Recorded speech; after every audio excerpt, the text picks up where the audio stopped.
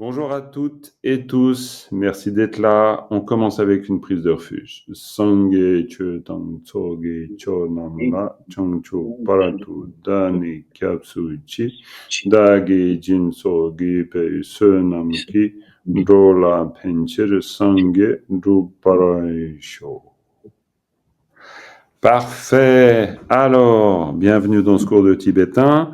On est toujours sur la leçon 69 et on va commencer par une lecture, comme toujours, pour nous dégourdir la langue, l'esprit, le corps. Le corps, c'est un peu plus difficile, mais allons savoir, ça y participe peut-être. Alors, vas-y, Cynthia, comme ça, on va t'entendre et toi, ça te fait un bon exercice de lecture.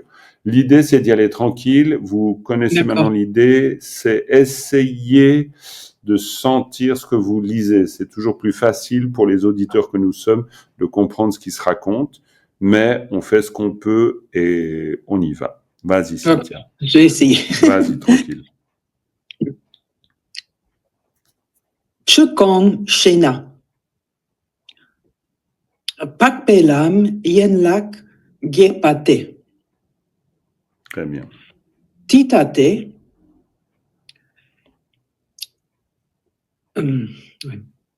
Yantak.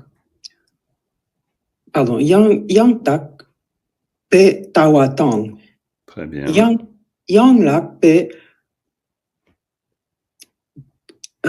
Takpatang. Yanglak Pe Tokpa, oui, c'est Tokpatang. Yanglak Pe Nyaktang. Yantak Pe Lamki Tatang. Le qui t'attend. Yanglak Pe qui Tatang, non? C'est-à-dire, tu as dit l'âme et c'est les. Ah, pardon. Oh, c'est pas grave. C'est simplement que l'âme, c'est chemin et les, c'est karma. L'âme et les, c'est action, ouais. Voilà. Ouais.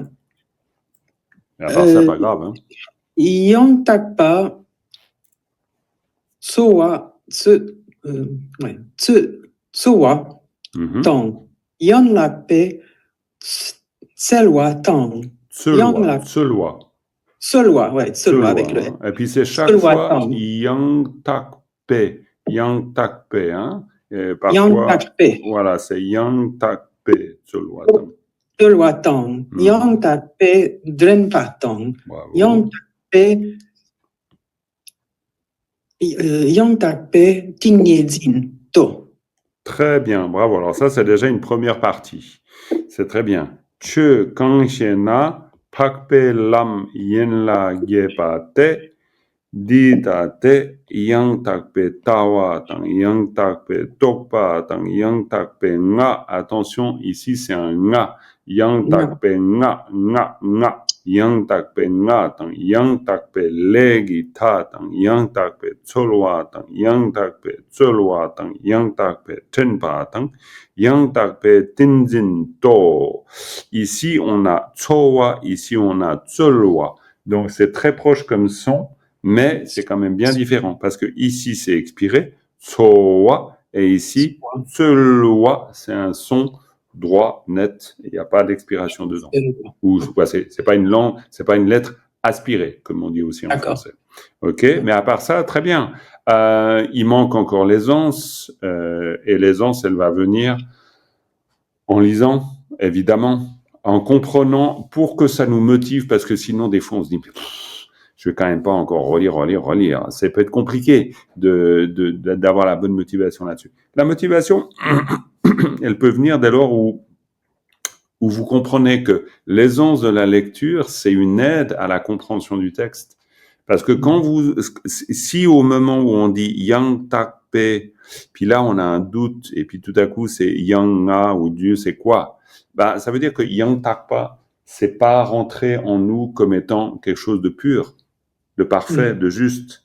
Alors que l'aisance de la lecture va vous permettre de dire Yang Takpe Tawa, Yang Takpe Topa, Yang Takpe Nga, Yang Takpe Legita, Yang Takpe Tsowa, Yang Takpe Tsolwa. Pourquoi? Parce que Tawa, Tokpa, Nga, Legita, Tsolwa, Tenpa, Tingenzin, c'est des mots.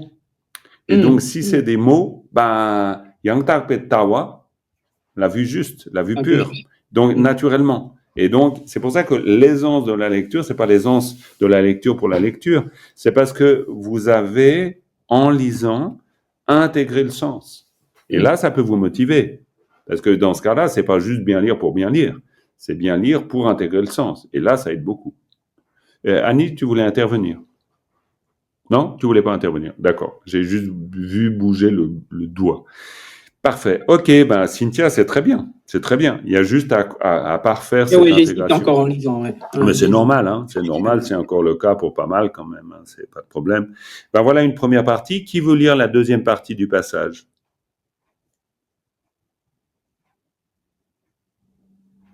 Ouh, ça se presse au portillon. Je peux lire. Ouais, merci Philippe. Voilà, voilà. Alors là, Philippe était un premier. Alors vas-y Philippe. Vas-y Philippe. Ouais, je vais lire sur mon papier parce que c'est tout flou sur mon écran. Je sais pas pourquoi. Bon, ça, c'est flou pour vous autres? Non, mais je crois que ça vient de mon ordi. Il faut que je jette celui-là. Je peux pas faire les mises à jour, donc ça doit. Oh là là là là, non, alors là. Il est aussi vieux que moi. Oh, il est plus vieux, je pense. Non? Parce que toi, tu te mets à jour tous les jours, en fait. C'est vrai. Vas-y, Philippe. Dini pakpe lam yen laki pa shejate. Ouais. Vas-y, continue. Après, je ferai mes commentaires. Oui. Alors,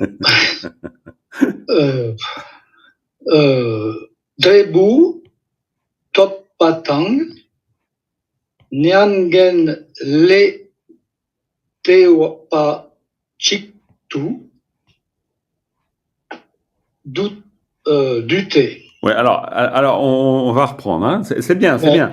C'est bien, mais c'est du débroussaillage à la machette. Hein. Mais c'est OK, il n'y a pas de problème. Mais on va essayer d'y aller avec le coupe-ongle hein, plutôt que la machette. Donc, on reprend un peu.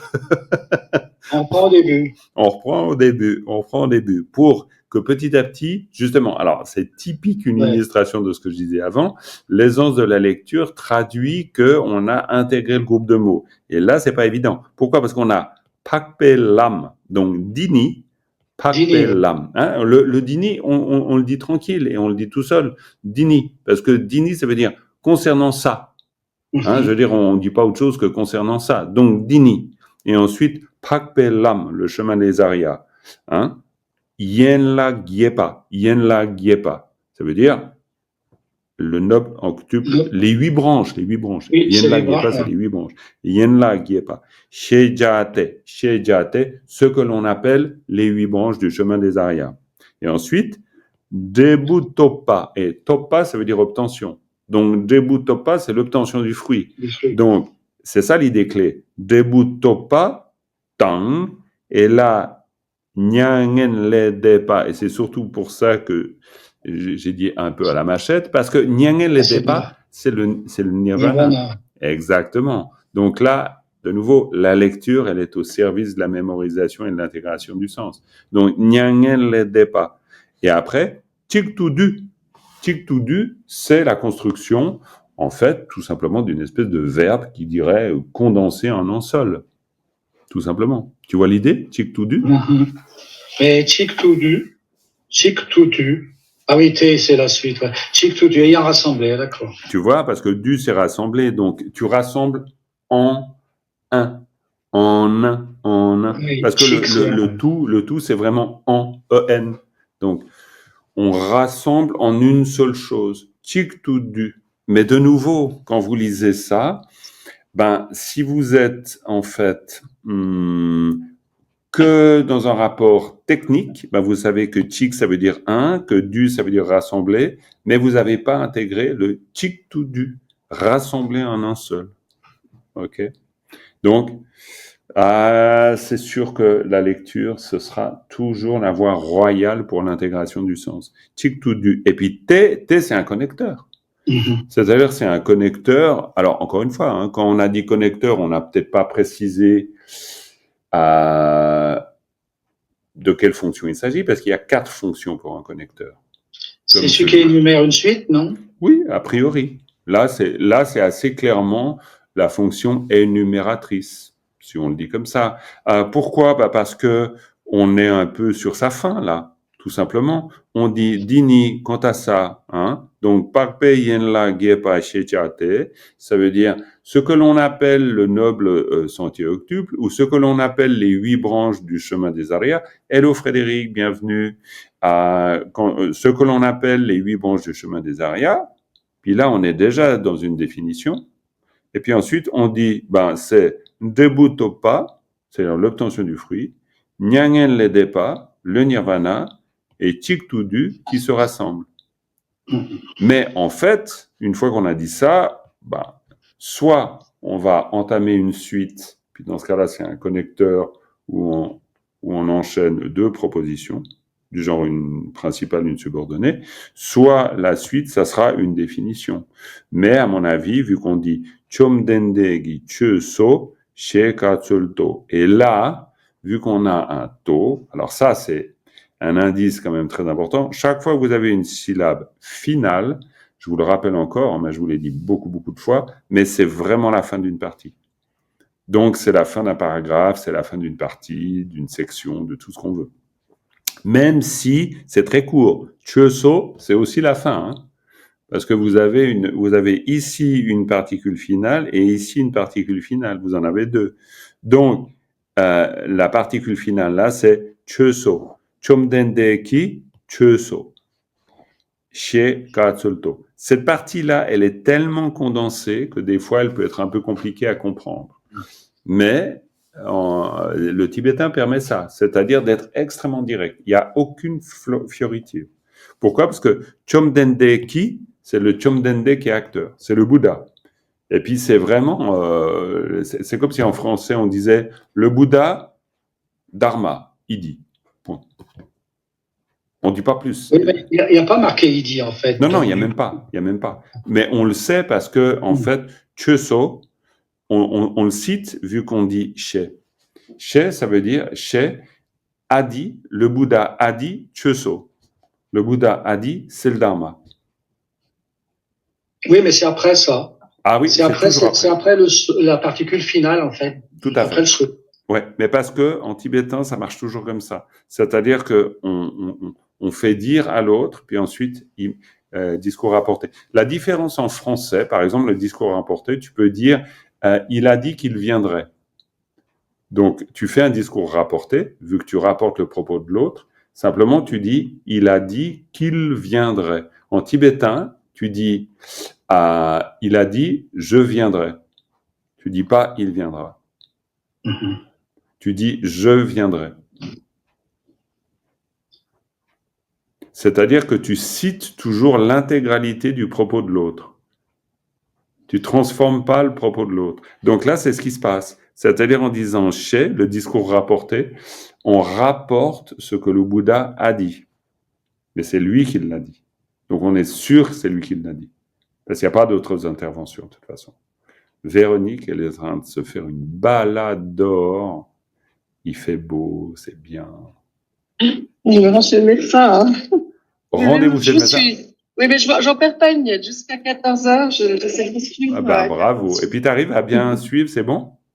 Ouais. Je suis chez mes papiers, là, avec moi. Je les ai imprimés. Alors ça, bravo. Génial.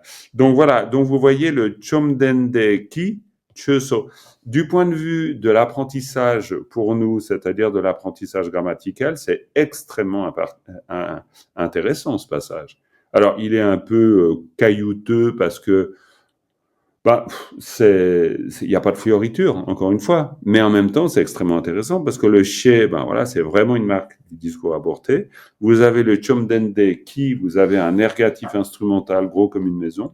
Donc, ça veut dire qu'il n'y a vraiment aucun doute à avoir. C'est le Bouddha qui fait quelque chose. Donc là, vous en êtes totalement certain. Ça peut pas être autre chose. Quand je dis ça, par exemple, Cynthia, les autres, vous avez peut-être plus l'habitude, mais pour toi, Cynthia, c'est évident aussi ou pas?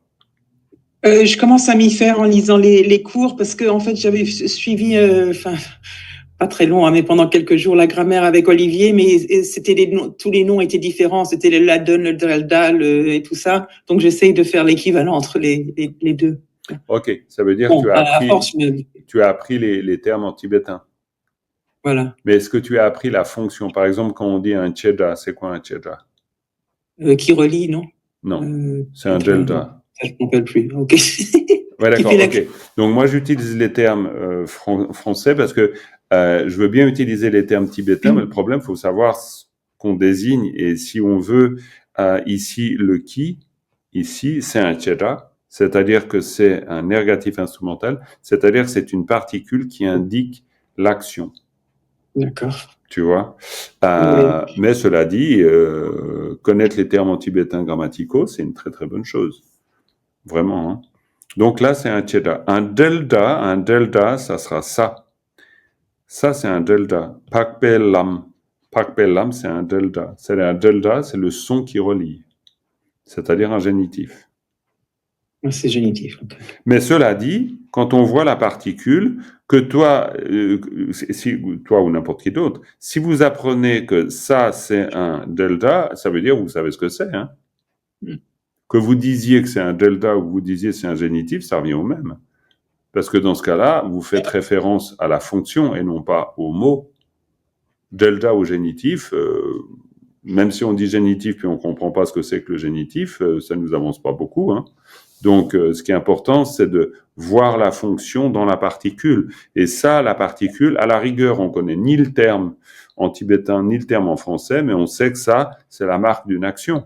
Ben voilà, on a compris l'essentiel. Hein. Et puis, si on voit le génitif comme ça, puis on se dit, ah, ça, c'est la marque d'une relation, ah, c'est parfait. Hein. Ça nous remet exactement au niveau du sens de la particule. C'est ça qu'on apprend, hein, on est bien d'accord. Donc, ici, c'est la marque. Les particules sont des marqueurs, tout le temps. C'est un point rouge ou un point bleu ou un point vert que tu colles sur le tableau. Tac, tu as mis le point vert, hop, c'est un acteur. Tu as mis le point rouge, hop, c'est un lien. Donc, c'est des marqueurs. Vraiment, c'est des marqueurs. Donc, Kayata Kagebuki Saki, c'est un marqueur d'action et un marqueur d'acteur. Vu que là, c'est surtout un marqueur d'acteur. Donc, c'est le Bouddha qui dit Chöso et il dit Dharma. Et puis après, Katsulto. Et Katsulto, ça veut dire ainsi cela a été énoncé. Ça, c'est le verbe Katsul. Et puis après, le to qui arrive comme particule finale. D'accord? Donc, ça veut dire que là, la partie, c'est ça. Et le verbe chez, c'est juste discours apporté ou c'est verbe dire aussi? Mais c'est la marque, si tu veux. C'est une particule, et dans ce cas-là, c'est une particule qui indique, c'est-à-dire qui marque un discours rapporté, mais en même temps, on peut le comprendre comme dire. Mais si tu veux, c'est une particule. Ça, c'est une particule. Et si je dis, c'est chez. Ouais, mais c'est pour ça que j'utilise le terme particule, parce que pour les Tibétains, il y a pas de, il y a le verbe dire, si tu veux, ou énoncer, il arrive là. Ça, c'est la marque particule. Okay. Mais évidemment, en français, après, on va dire il a dit. On est bien d'accord. Mais en tibétain, ouais, quoi. Par exemple, si on dit Shejawa, à la fin d'un titre, si on dit Santimen Lam Giddelpa Shejawa, eh ben, c'est pas dire, on parle de quelque chose. C'est pour ça que c'est toujours une marque de discours rapporté. On a énoncé un nom, on a énoncé un titre, et là, en utilisant cette marque, c'est-à-dire cette particule, on sait qu'on a affaire à une énonciation. D'accord. C'est pour ça que c'est une marque, et c'est intéressant, parce que du coup, au-delà du fait qu'il est parlé, pas parlé, etc., on sait qu'il y a quelque chose qui a été dit, qui a été énoncé, qui a été exprimé. Voilà. Donc, OK. Alors, après, troisième partie. Alors, Philippe, merci. C'était très bien. Simplement, il faut faire... Non, ça va. C'est simplement qu'il faut que la lecture, elle t'aide plus que la... Voilà, en fait, pour tout le monde d'ailleurs, la lecture, elle va devenir une aide plutôt qu'être un truc où on charrie une chose un peu compliquée. Faut que la lecture soit une aide. Donc voilà, troisième partie. Qui veut lire Jean-Marc, excusez-moi, j'ai une question. Vas-y, Géraldine, il n'y a aucun souci. Le ta Naruto, là, Ouais. dans la fin de la phrase, là, c'est une particule finale, Mhm. mais elle est pas doublée. Ah ouais, je vois ce que tu veux dire. Tselo. Tu attendais que ça soit tselo plutôt. C'est ce que tu entends, Géraldine? Ce que j'attendais, c'est que pour moi, la particule finale, comme juste avant avec cheso, on a Absolument. le S, on reprend le S avec le naro, Oui. mais là, en fait, on n'a pas le T avant, pardon, pas le ta. T'as raison. On aurait très bien pu dire tselo et on dit tsoto. Je suis d'accord. Je sais pas, je peux pas te répondre. Alors ça, je sais pas pourquoi. Je sais pas pourquoi ce choix a été fait. Mais par contre, ce que tu nous indiques, et c'est très intéressant, tu nous indiques qu'en général, une particule finale, comme ici, hein, si je le zoome complètement, comme ça vous le verrez bien, si je zoome ici, on voit très bien que le ça, c'est le redoublement de la lettre qui précède. Donc, si on termine par un che, on aura so. Si ça avait été chom, on aurait été mo. Mais pourquoi? C'est simplement pour faciliter la lecture. Si c'est chom, on dit chomo, c'est plus facile. So. Voilà, vous me direz, vu qu'on prononce pas le ça, de toute façon, ça change pas grand-chose. Là, je sais pas pourquoi. Chatzello, hein, c'est Chatzello, je me prosterne. C'est très facile, c'est une particule finale aussi. Et on utilise Tsello. Katzelto, voilà. Donc, bon. Mystère. Je sais pas pourquoi ils ont fait ce choix à l'époque. Les sutras ont été traduits il y a longtemps, donc c'est des quoi, voilà, c'est pas parce qu'il y a longtemps, mais disons peut-être que les règles à l'époque de composition, est-ce qu'elles étaient suivies de la même manière? Je sais pas. Je sais pas quand il était traduit d'ailleurs le sutra du riz. Faudrait, ça c'est encore une autre histoire. Bon, C'est peut-être une erreur aussi, non? ça peut être une erreur. Pour un Tibétain, c'est impossible que ce soit une erreur parce qu'un sutra, c'est parfait tout le temps. Et non, mais c'est intéressant parce que ce qui rend la vie compliquée, parce qu'il y a des moments, il y a des erreurs d'orthographe, clairement. Et puis, il faut bien les corriger. Mais c'est compliqué pour les Tibétains. Corriger un texte, ouh là là là là.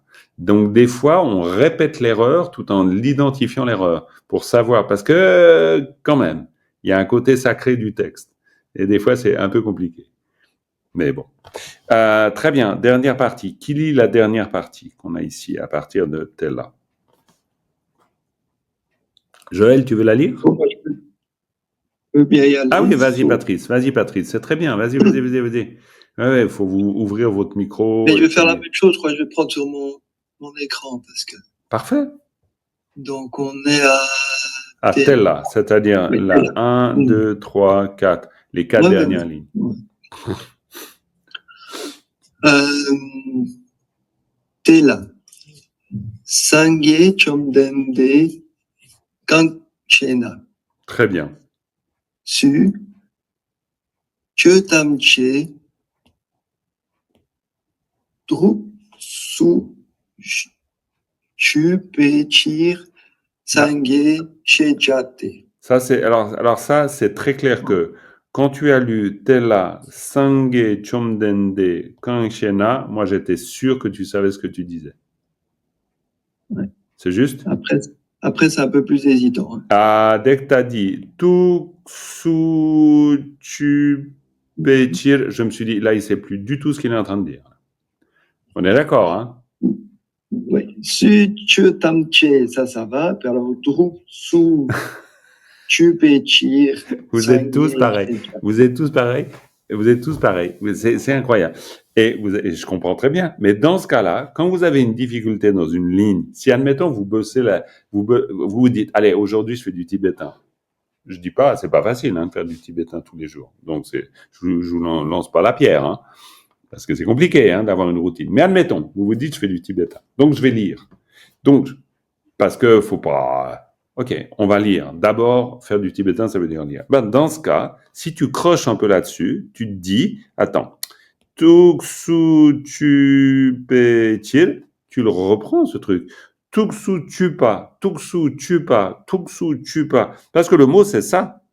Le mot, c'est Tuksu Chupa. Et Tuksu Chupa, ça veut dire intégrer. Ok. Le tout, moi j'aurais divisé en deux. Tuksu. Ouais, oui, évidemment. Mais parce que tu peux le diviser en plus, hein, tu peux le diviser en tuk, en su, en chu et en pa. Parce que le problème, c'est que le tibétain, c'est une langue monosyllabique. Hein. Donc, tu n'as jamais tort, hein, de ce point Oui, de vue-là. oui. Mais le groupe de mots, c'est-à-dire le groupe de mots qui t'indique intégré à l'intérieur, parce que tuk, c'est quoi? Tuk, c'est le cœur. Donc, tuk su chu, ça veut dire verser dans le cœur. D'accord? Littéralement, si tu as envie de faire de l'étymologie.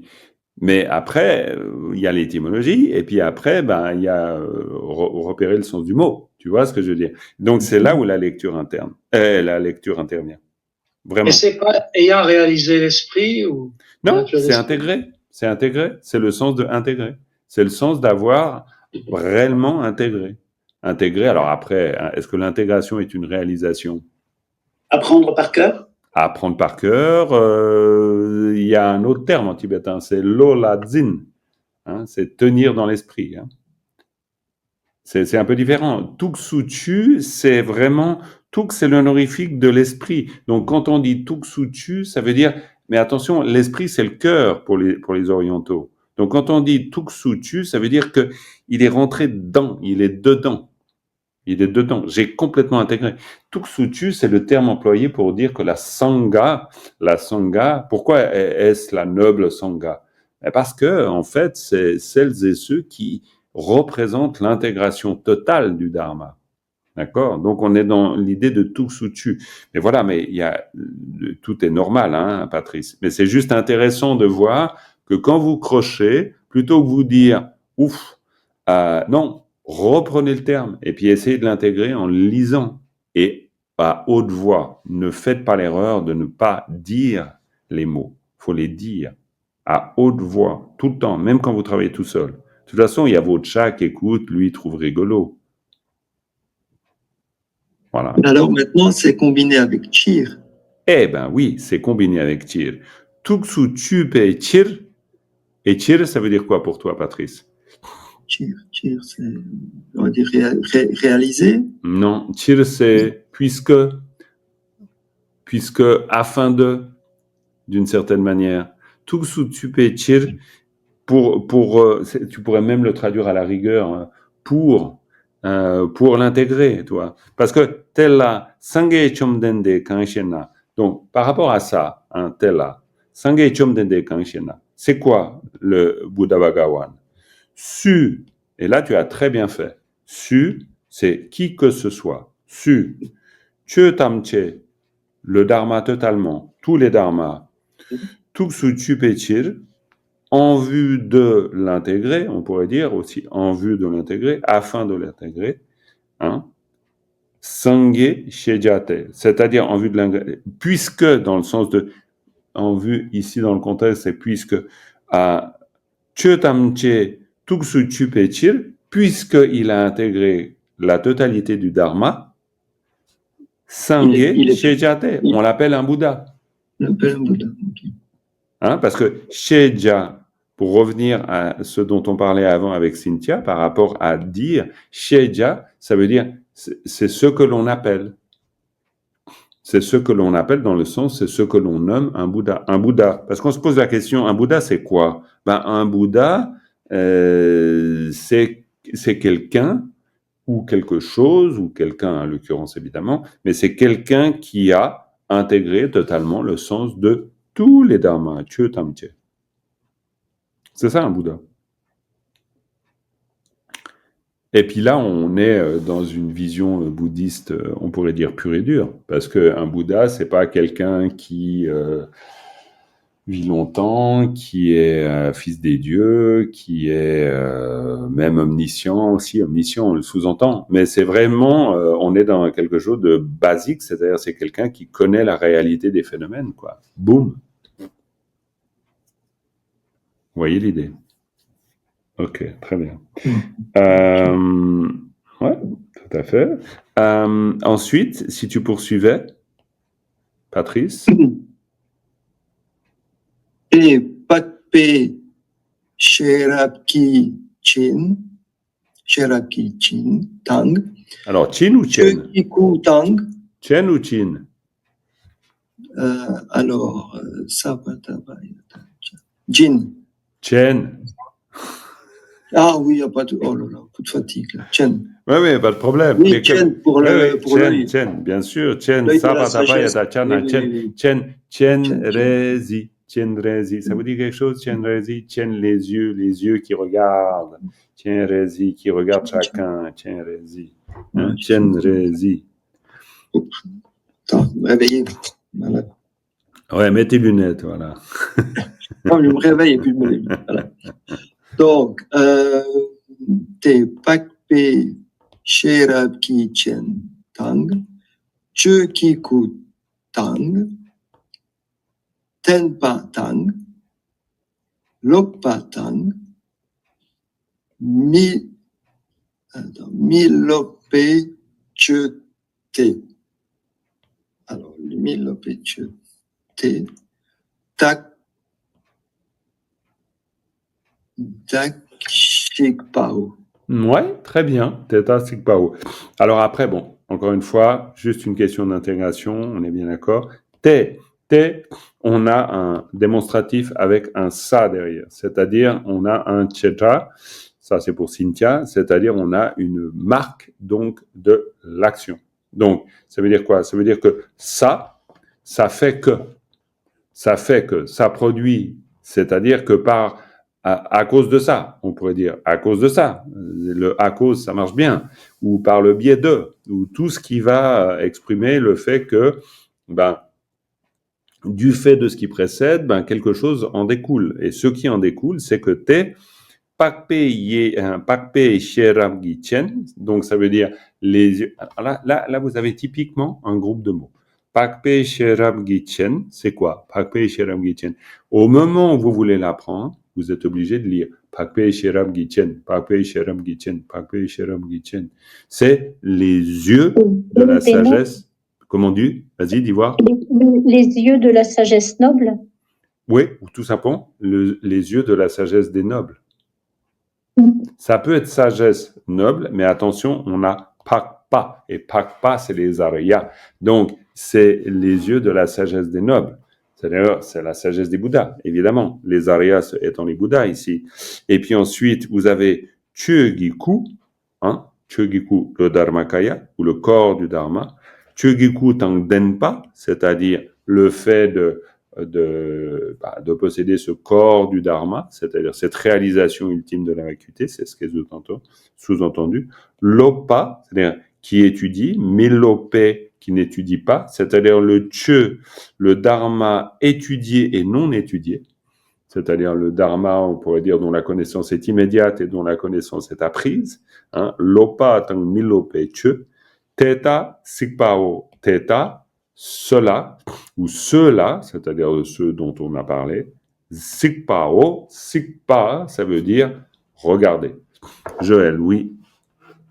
Ouais, excuse-moi, t'es passé un peu vite là sur le dharma étudié et non étudié. Si Oui. tu peux réexpliquer, parce que je suis pas sûre d'avoir bien compris. Tout à fait. C'est-à-dire là, on fait référence à lopa, milopa, par exemple, lopa, ça veut dire étudier en fait. Donc, par exemple, lobjong, si vous dites le verbe, mais en tibétain parlé, de base, vraiment de base. Quand on dit étudier, on dit lobjong, lobjong. Lobjong, attention, c'est pas la même chose que lojong. Lojong, l'entraînement de l'esprit, c'est pas écrit pareil. Ici, c'est lob. Ok? Alors que lojong, c'est balatala. Narolo. C'est l'esprit. Donc, c'est pas la même chose. Bon, bref. Donc, ici, lob, étudier. Donc, lopa et milopa. Alors, qu'est-ce qui se passe ici? On est dans une construction tout à fait classique, c'est-à-dire que tac, tac, tac, c'est un verbe nominalisé. Lopa. OK? Chaque fois vous avez ici ça c'est, alors pour toi Cynthia, c'est un mingta en tibétain. Mais mingta, encore une fois, que tu le dises en tibétain ou en français, il faut savoir ce que ça signifie. Et ce que ça signifie, c'est-à-dire qu'en utilisant ce marqueur, qui est une particule, ça veut dire que le verbe d'avant, soit on le met à l'infinitif, soit, dans ce cas-là, on l'a nominalisé, c'est-à-dire substantifié. C'est un substantif. Ça veut dire que apprendre devient apprenez, c'est-à-dire appris ce qui est appris. D'accord? C'est plus clair pour toi, Joël? En fait, ma question elle posait sur qu'est-ce que c'est le dharma non étudié. Ah, ok. Pas. Alors voilà, d'accord. Bon, très bien. Donc, Et la phrase avant, et la phrase juste d'accord. avant. Je me suis engagé dans une explication purement grammaticale. Donc là, étudier, non étudié. Donc, non étudié. Qu'est-ce que tu voulais dire, Dominique? Tu as dit un truc? Ben oui, la phrase juste avant même. Chuki, kuton tenpa. Ah, ok. Alors, d'accord, d'accord. Donc, c'est des Après, questions. Alors, ok, comme- c'est une question à la fois sur le contexte général. Le contexte général, il est important parce que là, vous avez cette partie-là. Donc, le T, c'est le mot magique ici. Pourquoi? Parce qu'on est en train de dire ça, et le ça, c'est ce qu'on a dit avant. Hein? Tout ce qu'on a dit avant, c'est ça. Ben, ça fait quelque chose. C'est-à-dire, à partir du moment où on dit que un Bouddha, ben, c'est quoi un Bouddha? Un Bouddha, c'est quelqu'un qui intègre la totalité du sens de tous les dharmas. Eh ben, le fait d'intégrer le sens de tous les dharmas, ben, ça produit quelque chose. Te. D'accord? Et te, ça fait quoi? Ça produit quoi? Vous voyez la force du marquage grammatical, il est clair là. C'est-à-dire que T, c'est ça qui est acteur. Donc le fait de connaître tous les dharmas, ben ça produit quelque chose. Et ça produit quoi? Ben ça produit l'accès aux yeux de la sagesse des Aryas. Ça produit le fait de détenir le corps du dharma. Et ça produit le fait de accéder au dharma enseigné et au dharma non enseigné, ou au dharma étudié et au dharma non étudié. Et là, pour le coup, ta réponse, Joël, pour toi, le dharma non enseigné, ça veut dire ce à quoi on accède d'une manière immédiate, c'est-à-dire où on dépasse l'intellection, on dépasse les concepts, on dépasse les représentations. C'est comme vous le retrouverez dans les 5 chemins. Vous avez déjà entendu parler des 10 terres et des 5 chemins. Un des chemins, c'est Milopellam, le chemin de la non-étude. Ça veut dire le moment où vous accédez au sens direct du dharma, sans même avoir besoin de l'étudier. C'est-à-dire, c'est la connaissance directe, pour le dire autrement. On pourrait appeler spontané, alors. On pourrait. Mais dans ce cas-là, si on veut vraiment dire spontané, on va dire Hunjup. Et là, on ne le dit pas. C'est là, volontairement. C'est-à-dire qu'on fait bien. Si tu veux, c'est pas un hasard du tout. Là, on joue sur l'idée de lopa, milopa. C'est-à-dire quelque chose d'appris et de non appris. Donc, on veut pas dire spontané, on veut faire l'opposition entre appris et non appris. C'est un jeu d'opposition. Si on disait spontané, on peut, mais dans ce cas-là, on dit complètement autre chose. Là, on veut faire comprendre que le dharma, il est soit appris, soit non appris. Et dans le cas où il est non appris, ça veut dire qu'on accède à la connaissance plus par le biais des mots, des dénominations, des représentations, etc., mais d'une manière directe. Donc on dit autre chose. Donc ça veut dire qu'on le découvre soi-même. Oui, mais alors, avec toutes les prudences qu'il faut entourer, dont il faut entourer l'idée de découvrir soi-même. Parce que en termes bouddhistes, on découvre rien soi-même, mis à part les raisons d'errer dans le cycle des existences encore et encore. Donc, c'est découvrir sans concept, en fait. Oui, mais souvenez-vous que c'est pour ça que je vous parlais du chemin de la non-étude, c'est le dernier. Hein. C'est-à-dire, avant, on bosse. Hein. Donc, une fois qu'on a bien travaillé, alors après, on accède. Pourquoi on dit ça? Il faut que vous compreniez ça. Pourquoi on dit ça? On dit ça parce que avec le dharma, avec tout ce que l'on étudie, pratique, etc., on fait un certain chemin. Ce chemin, il est loin d'être définitif. C'est pour ça que le dharma est un refuge temporaire. Alors là, je mets ma casquette d'enseignant et plus tout à coup enseignant tibétain. C'est un peu différent, mais parce que le dharma est un refuge temporaire. Et donc, le refuge ultime, c'est l'accès à l'éveil. Et donc, quand on dit Milopellam, le chemin de la non-étude, ça veut dire qu'à un moment donné, tout ce qu'on a étudié sert de tremplin à pouvoir accéder à quelque chose qui ne sera pas de l'ordre de la représentation conceptuelle, de la dénomination, etc. Ça sera d'un autre ordre. C'est pour ça que ce que tu voulais dire, Patrice, c'est intéressant et c'est clair, mais vu les contextes, entre l'Occident et l'Orient, alors là, on est dans des mondes. Parce que nous, on aura tendance à penser qu'on a une sagesse innée. Du point de vue tibétain, on peut parler d'une sagesse innée. Mais dans ce cas-là, c'est une sagesse potentielle qu'on doit faire se manifester. Mais juste la spontanéité pure qui dirait que l'éveil s'exprime, alors là, je pense que n'importe quel philosophe tibétain, il rigole là. Et du coup, il faut qu'il y ait eu une étude avant. Absolument. On ne laisse pas de côté la possibilité d'avoir un accès direct parfois, comme une espèce d'illumination subite. C'est possible. Hein. C'est même, il y a des termes pour ça. Hein. Le grand terme, c'est Rimdiwa et Tlentik Tiapa, je crois. C'est-à-dire le chemin graduel et le chemin spontané. Il existe. On en parle.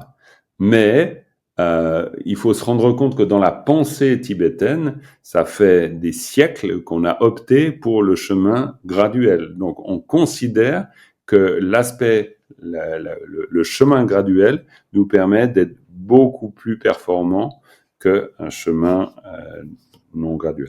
Et voilà, j'ai de nouveau mon ordinateur qui me fait des blagues. Donc, excusez-moi.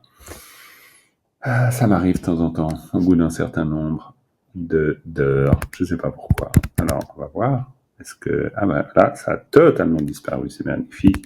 Donc, j'essaye de relancer la bête. Et si j'y arrive pas, eh ben... je ferai autrement. Alors, Reflector.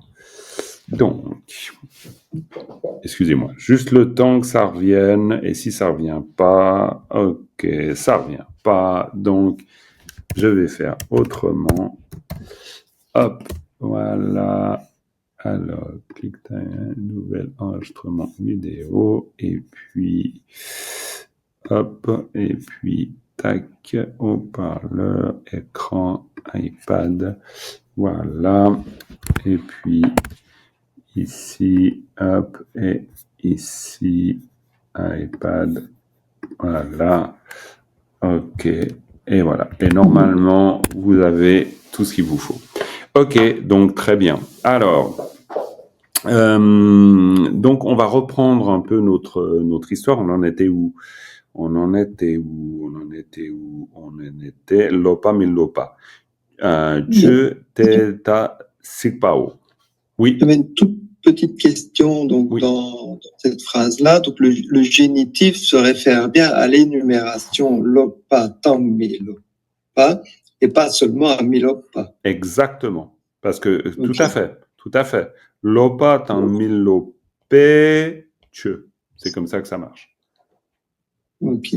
Complètement. Et alors, j'avais une autre question, mais en fait, c'est l'expression Che qui coûte. Donc, j'arrive bien à traduire corps du Dharma, Dharmakaya, mais je vois pas le rapport entre Che et Dharmakaya. Alors, le Dharmakaya, Chogiku, c'est le corps ultime. Ça veut dire c'est la dimension ultime de la compréhension des phénomènes. Ce qui fait que le lien, il est entre Chotamche Tuksuchupa, parce qu'à partir du moment où tu as totalement intégré la totalité du Dharma, tu accèdes au comment et pourquoi les choses. C'est-à-dire, tu accèdes à l'omniscience. Et donc, tu accèdes à la compréhension et la réalisation ultime. Et quand on parle de Chökiku, ça veut dire le Dharmakaya. Ça veut dire l'accès à la compréhension ultime de la nature des phénomènes. C'est pour ça qu'on l'utilise. Et c'est pour ça que d'ailleurs on dit Chökiku. C'est-à-dire c'est le corps du Dharma. Quand on dit le corps du Dharma, on réutilise le terme Chö pour... là, peut-être que ça peut vous aider. Chö, ça a un double sens. Ça a le sens de l'enseignement, mais ça a le sens de phénomène. Donc, l'enseignement porte sur la connaissance qu'on a des phénomènes. D'accord? Donc, c'est pour ça qu'on utilise Chö. Chögiku, c'est le corps du Dharma, mais corps du Dharma, ça fait un peu bizarre. C'est quoi le corps du Dharma? C'est pour décrire un état dans lequel on accède à la connaissance complète de tous les phénomènes. Donc, Chögiku. Dharmakaya. Ok? Et puis dans ce cas-là, ça se comprend. Voilà. Bon, c'était quand même assez utile qu'on fasse cette petite révision de la 69, me semble-t-il, non?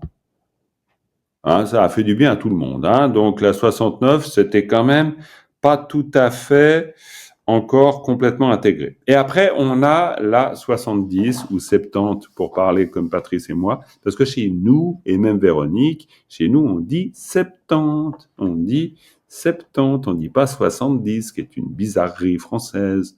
Voilà, non mais là, c'est un peu une petite blague. Voilà, alors, Frédéric, ça fait longtemps que je ne t'ai pas entendu. Est-ce que tu serais partant pour déjà nous lire l'extrait? Alors là, vous voyez que dans cette leçon, nous étudions les extraits du sutra qui correspondent aux extraits étudiés initialement dans les leçons 31 et 32. Donc là, j'ai fait une phrase bizarre en français.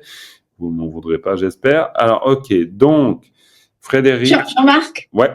Ouais, tu nous l'avais pas lu, celle-là, si je me trompe pas. Est-ce que tu pourrais nous en faire une lecture avant qu'on se lance? Oui, bien sûr, volontiers. Merci. Alors, je vous en fais une lecture. Et puis après, je te demanderai de lire Frédéric, et d'ailleurs Joël aussi, parce que Joël, il y a Fabien aussi qui n'a pas lu. Géraldine non plus. Ouh là là, il va falloir qu'on se dépêche, on n'a plus trop de minutes. Ok, alors je vous fais une lecture un peu rapide pour que vous puissiez toutes et tous un peu lire. Véro non plus n'a pas lu. Donc, lecture.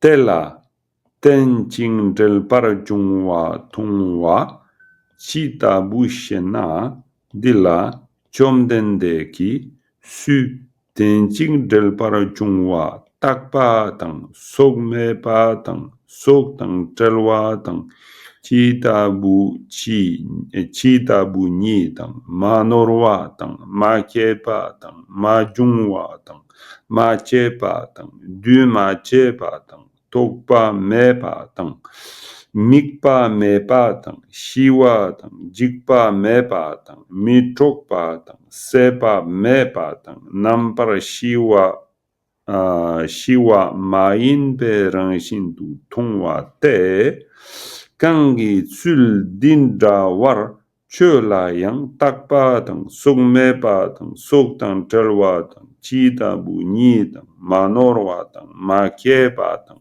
ma jungwa tang ma che pa tang du ma che pa tang tokpa me pa tang mikpa me pa tang shiwa tang jikpa me pa tang mitokpa tang sepa me pa tang nampara shiwa maimpe rangshin tu tongwa te pakpe chu ngumpara tok te yang takpe yeshe tang den pe lana me pe chu gi kur sange tongo she sun so. Ça, c'est toute la partie. Oui. Ça fait un petit paquet. Alors, vous voyez que j'ai fait très attention à m'arrêter d'une manière un peu nette chaque fois qu'il y a quelque chose comme un chedda ou une particule ergative instrumentale. Pourquoi? Parce que les particules non seulement sont des marqueurs, mais c'est des indicateurs de la ponctuation d'une certaine manière. Et donc, toutes les pauses, quand vous repérez le sens des particules, vous pouvez faire les pauses en rapport à ce qu'indique une particule. D'accord? Donc, c'est important.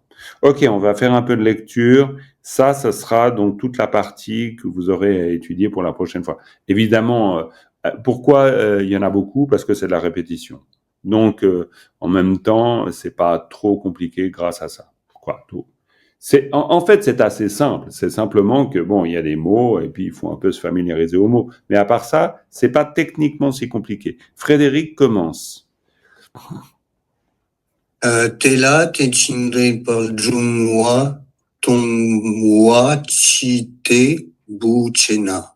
C'était très bien. Chitabu, Chitabu, simplement Chitabu. Hein? Chitabu, Shena. Hein? Chitabu, ainsi. Shena, très bien, continue. Tela Chamdende Ki Su Chindre Parjumwa. Alors là, stop. Parce que c'est intéressant. Ici, tu t'en es très bien sorti avec Tengxing del Parojungwa. Et j'ai bien senti, et on l'a tous senti, que pour toi, c'était clairement un groupe de mots. Tengxing del Parojungwa. C'est la même chose ici. Tengxing del Parojungwa. C'est-à-dire la coproduction conditionnée. Ça, c'est encore une fois un magnifique exemple de la lecture au service de l'intégration du mot. Si à force de lire, on dit Tengxing del Parojungwa, faudra le répéter à peu près 25 fois, hein, pour que ça vienne. Tengxing del Parojungwa, Tengxing del Parojungwa, Tengxing del Parojungwa, Tengxing del Parojungwa. Ou 3 fois si ça suffit. C'est combien de fois que vous voulez, mais c'est simplement faire que Tengxing del Parojungwa, quand on dit la coproduction conditionnée, ben voilà, vous n'avez pas besoin de refaire le chemin d'épellation. Ici, quand tu tombes dessus, Tengxing del Parojungwa. Donc, dès là, reprends depuis ici pour voir. Tela Chamdende Ki Su Tengxing del Parjumwa Tapa Tang. Stop, parce qu'il y a encore autre chose. C'était très bien, c'était beaucoup mieux, mais dis là, Chomdende Ki, et là tu fais une pause. Parce que si tu dis Chomdende Ki Su, non, ça veut dire que tu n'as pas compris. Parce que tu es obligé de la faire, la pause. Chomdende Ki, ça veut dire que c'est le Bouddha qui est acteur. Et il est encore une fois, le Bouddha, en train de dire Su. Su, c'est qui que ce soit. Donc, Chomdende Ki, Su, qui que ce soit, Tengxing del Parjungwa, Takpa Atang. Et là, après, on a l'énumération. Vas-y. Takpa Tang, Sokme Patang, Soktang Wa Tang, Bravo. Site Bunyi Tang. Chitabuni. Chitabuni. Ça veut dire elle est ainsi telle qu'elle est. Mais bon, après, c'est juste la répétition pour intégrer. Chitabuni Tang. Ensuite. Manolwa Tang. Bravo. Mapie Patang. Machung Wa Tang. Bravo. Mache Patang. Très bien. Mache Patang. Tukpa Me Patang. Bravo. Mikpa Me Patang. Chewa Tang. Attention, Shiwa. Pas Shewa. Shiwa, c'est la paix. C'est la paix, la félicité. Donc là, vous avez une liste de vocabulaire, hein, clairement. Hein. Shiwa, la félicité. Shiwa, ensuite. Jikpa Me Patang. Non, Jikpa Me pas. Ça, je suis obligé de te reprendre parce que si tu veux, Jikpa Me pas, Jik, tu peux pas dire sik ou autre chose, ou zik, ou n'importe, parce que Jik, c'est la peur, la frayeur. Donc quand on dit Jikpa Me pas, ça veut dire sans peur. D'accord? Jikpa Me pas tant. Ensuite. Mi Chokpa Tang. Ouais, Chokpa. Attention aux lettres aspirées ou donc expirées en tibétain. Mi Chokpa. Chokpa. Ao Paratatanaro Chokasa Chok. Mi Chokpa tant. Très bien. Sepa Me Patang. Nampar Chewa. Attention, Nampar Shiwa. Shiwa au-dessus, Shiwa ici. Nampara Shiwa. Shiwa, c'est la paix. Nampara Shiwa. Là, je vois pas parce qu'il y a la... Excuse-moi. Attends, ouais. Mayin Parang Chen Tu Tang Wate. Ok. Mayin Perang Shintu ton wate. Un mayin perang shintu parce que on a un delta, c'est-à-dire on a un génitif. Mayin perang shintu ton wate. Alors là, ce qu'il vient d'énoncer, c'est toutes les qualités qu'on peut donner à la coproduction conditionnée. Alors ça, ok, voilà, c'est une liste. Il y a, je ne sais pas, 12, 13 ou 14, je ne me rappelle plus, caractéristiques de cette coproduction conditionnée. Et puis après, on peut apprendre, bien sûr, pourquoi chaque qualité est énoncée en parlant de la coproduction conditionnée. C'est toute l'histoire. Mais du point de vue grammatical, c'est pas très compliqué étant donné que dila chomdende ki su tenchingel parachungwa. Donc là, le Bouddha il dit simplement, le Bouddha dit qui que ce soit concernant, là il n'y a pas concernant, mais on est obligé de rajouter ça en français parce que en tibétain c'est très brut, c'est la coproduction conditionnée et puis là il y a l'énumération et c'est l'énumération des caractéristiques de la coproduction conditionnée. Donc permanente, sokpa même pas. Alors là, vous apprenez du vocabulaire. So, c'est la vie, hein, etc. Bon, on retravaillera tout ça la prochaine fois. D'abord, il faut que je vous écoute un peu. Donc, Frédéric, c'est très bien, hein, il y a juste la lecture pour l'intégration, comme toujours. Donc, Joël, vas-y, Joël, on va reprendre depuis ici. Je vais vous faire lire tout un peu quand même. Tanguy, celle dit trépar, c'est quoi ce truc? Genre, bon. C'est un, si tu veux. Non. Un datif avec derrière. Parce que, non, mais c'est bon, bah, voilà, après tu le travailleras tranquillement. C'est didawar. C'est un groupe de mots, ça, didawar. De cette manière, didawar. Et puis là, chelang. Et ensuite. Chelang. Oui, chelang. On est obligé de dire chelang. Donc là, cette partie, c'est kangi. Et là, on doit s'arrêter parce que c'est de nouveau notre marque du cheda, c'est-à-dire l'ergatif instrumentel. Kangi, tsuldi, excusez-moi, kangi, tsul, didawar, chelayang. Donc, kangi, tsul, donc, tsul, c'est une manière, c'est une façon. Donc, de cette façon, et semblablement, eh bien, les dharmas, les dharmas aussi, c'est-à-dire ce que sont les phénomènes aussi, et là, il reprend toutes les numérations. C'est-à-dire, il reprend toutes les numérations pour dire les qualités ou les caractéristiques du dharma, c'est ça. C'est donc, et puis après, tu peux reprendre depuis là. À partir de Pakpa. Takpa. Mm-hmm. Pakpa Tang, Sok Mepa Tang, Sok Tang Trelwa Tang. Bravo. Chitapuni Tang. Chitabuni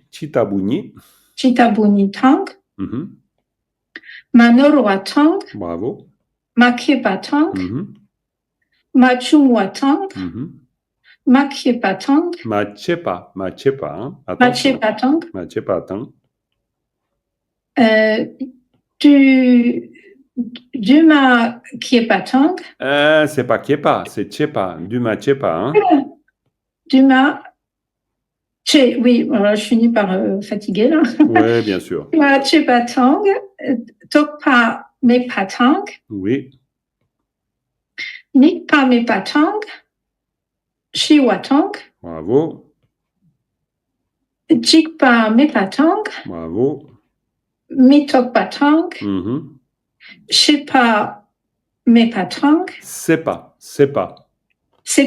Hein? C'est pas, mais pas, ça veut dire inépuisable. C'est pas, mais pas tant.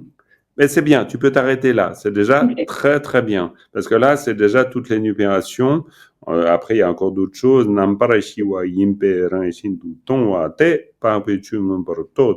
Bon, après, bref.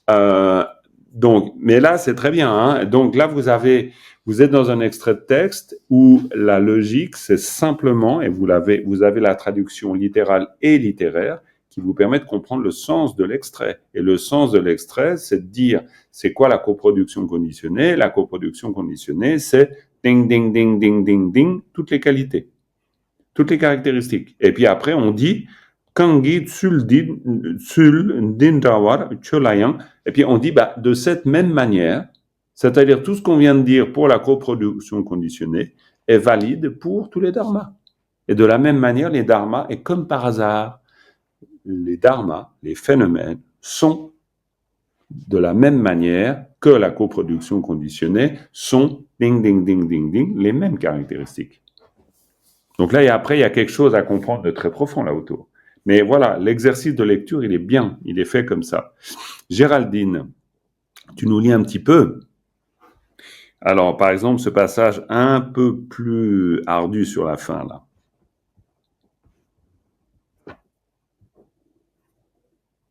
Attends, je vais essayer de zoomer un peu pour que ça soit un peu plus gros. Hop, hop, hop. Voilà. Faut que tu ouvres ton micro. Parce que sinon, on n'entend pas. Ah, excusez-moi, j'avais démarré. Mais c'est pas grave. Vas-y, tu reprends depuis Nampar. Nampar Shiwa Me. Attendez, pardon. Nampar Shiwa Ma Yinpe Rong Chintu. Ouais, alors là, c'est vrai que c'est un long groupe de mots. Hein. Nampar Shiwa Ma Yinpe Rong Chintu. Tongwate Pakpe Che Nyun Par Tokte. Bravo. Che Nyun Par To. Nyun Par To, c'est un groupe de mots. Hein. Et Nyun Par To, c'est un verbe pour dire actualiser, réaliser. Réaliser véritablement. Nyun Par To. Yang Takpe Yeshe Tong Tenpe. Et là, c'est le groupe de mots. Là, c'est le groupe de mots. Redis le groupe de mots. Yang Takpe Yeshe Tong Tenpe. Yang Takpe Yeshe Tong Tenpe. Et tu peux même le relier plus. Yang Takpe Yeshe Tong Tenpe, virgule. Lana Mepe Cheki Kur Sangye Tong No Ngo She Sung So. Oui, mais attention, Géraldine, tu as Yang Takpe Yeshe Tang Denpe et ensuite tu as Lana Mepe Che, premier groupe de mots avec un delta, avec le A Gigou I, Lana Mepe Che, puis ensuite on a un deuxième. Donc ça veut dire Lana Mepe Che Gi Kur. Lana Mepe Che Gi Kur. Quand vous lisez, ne faites pas seulement lire, lisez, mais agrégez les groupes de mots. Ça, c'est vraiment important. Lana Mepe Che Gi Kur. Et puis ensuite, Sangye Tongmo. Et Sangye Tongmo, ça veut dire quoi, Géraldine? Sangye, c'est Bouddha. Oui. Tongno, donc no, c'est la particule finale. Oui. Donc, je sais plus, donc. C'est pas voir. Bravo. Et donc, Sangye Tongmo, ça veut dire quoi? Le Bouddha a vu? Non, ça veut dire, c'est plus direct que ça, veut dire, c'est voir le Bouddha. Ah, c'est voir le Bouddha. À ce moment-là, on voit le Bouddha. Et pourquoi on dit ça? Parce que souvenez-vous qu'au début, il y a le Bouddha qui est assis dans la rizière, puis il dit en clair et en substance, il dit, vous voyez cette épidrie-là, si vous comprenez l'épidrie, ça veut dire que vous avez compris le Dharma. Et si vous avez compris le Dharma, vous avez compris le Bouddha. Et si vous avez compris le Bouddha, vous voyez le Bouddha. C'est-à-dire qu'en fait, ce qu'il est en train de nous dire, Sangye Tongmo, et ça c'est quand même extraordinaire, Sangye Tongmo, ça veut dire que tu vois le Bouddha dans les phénomènes. Vous comprenez, le sens profond du sutra, c'est incroyable ce qu'il est en train de nous dire. C'est-à-dire, si je vois les phénomènes, regardez la proposition logique, elle est simple. Elle est simple, mais elle est incroyablement profonde. Si je vois un phénomène et que je comprends comment le phénomène existe, il existe comment? Grâce à la coproduction conditionnée. Si en voyant le phénomène, je vois la coproduction conditionnée, donc ça veut dire que je vois le Bouddha. Donc ça veut dire que le Bouddha, il est dans tous les phénomènes dès lors que j'ai compris comment fonctionnent les phénomènes. Ce sutra est extraordinaire, hein? Vraiment. Ok? Alors, Fabien et Véro, je vais vous demander de m'excuser parce que on va pas avoir le temps suffisant pour vraiment faire la lecture comme j'aurais voulu. Donc la prochaine fois, et si j'oublie parce que j'ai une mémoire de poisson rouge, donc vous me dites, moi j'ai pas pu lire la dernière fois, et vous insistez, et on commence par vous, d'accord? Okay. Ça sera la fois d'après pour moi. La fois suivante, je serai pas là. Ah zut. Bon, d'accord. Ok, ça marche. T'es pas d'accord, ça marche. T'es pas trop frustré, Fabien, ça va? Disons que c'est dur, ouais, parce qu'en fait c'est beaucoup d'informations à chaque leçon, et donc ce que tu dis de l'intégration, c'est, j'allais me dire, enfin tu vois, sur la 69, la première partie, ça y est, je commence à intégrer, mais il faut vraiment que je repris déjà 4, 5, 6 fois plus, 10 fois peut-être. Donc c'est vrai qu'après, associer en plus le vocabulaire, ça fait beaucoup de vocabulaire, là il va y en avoir encore plus. Donc ça, pour moi, c'est vraiment le gros défi, c'est que ça commence à avoir un sens. Bon, mais ça, c'est normal, tu l'as déjà dit plusieurs fois, donc j'essaie de pas me frustrer, surtout je me dire que spontanément, que la connaissance apparaîtra et non, mais bien sûr, l'élimination avec le tibétain. Non, mais c'est sûr, mais en faisant tous ces efforts, la connaissance. Tu n'es pas le seul, tu sais. Non, c'est sûr. Et je me dis que heureusement que le karma pas a dit que si on étudiait le tibétain, on avait plus de chances d'avancer sur le chemin de l'éveil. Oui, il a raison. En plus, et là, on est dans notre deuxième passage, vu qu'on reprend tous ces éléments du sutra qu'on avait déjà vu une fois, on est bien d'accord. Mais ce deuxième passage est nécessaire, on le voit bien. Hein. Mais vous désespérez pas, c'est normal. Essayez simplement de vous dire que quand vous étudiez un texte, quand vous faites de la lecture, mais quand vous faites de la lecture, vous faites de la lecture, à voix haute. C'est obligatoire que ça soit à voix haute, parce que sinon, vous apprenez pas. Il faut que ça soit à voix haute, et il faut que vous arrêtez dès lors qu'il y a un groupe de mots qui ne rentrent pas dans votre bouche. Si au moment où on voit, et on l'a vu ici, Tenching del Parjungwa, si tout à coup vous êtes en train de dire Tenching del... C'est mort. C'est-à-dire c'est mort, c'est pas mort. C'est le signe que, à ce moment-là, vous vous arrêtez et vous vous dites, attends, c'est quoi ce truc déjà? Et le début, c'est ten, et après, c'est jusqu'ici. Donc, Tenching del Parjungwa. Et là, vous arrêtez.